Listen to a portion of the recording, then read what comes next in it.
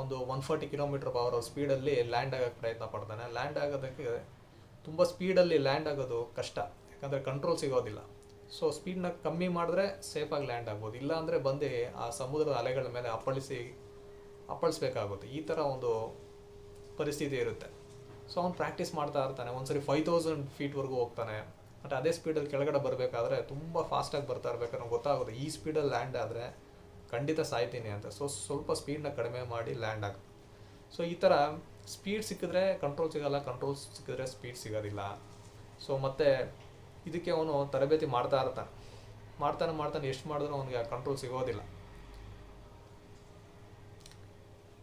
ಒಂದಿನ ಹೀಗೆ ಹಾರಾಡ್ತಾ ಬೇಸರದಲ್ಲಿ ಹೋಗ್ತಾ ಇರಬೇಕಾದ್ರೆ ಒಂದು ಸಂಜೆ ಆಗ್ಬಿಟ್ಟಿರುತ್ತೆ. ಅವನು ಹಂಗೆ ಬಾನಲ್ಲಿ ತೇಲ್ಕೊಂಡು ಹೋಗ್ತಾ ಇರಬೇಕಾದ್ರೆ ಅವನ ತಾಯಿ ಹೇಳಿದ ವಿಷಯ ಅವನಿಗೆ ಜ್ಞಾಪಕಕ್ಕೆ ಬರುತ್ತೆ. ಏನು ಅಂದರೆ, ತನಗೆ ಒಂದು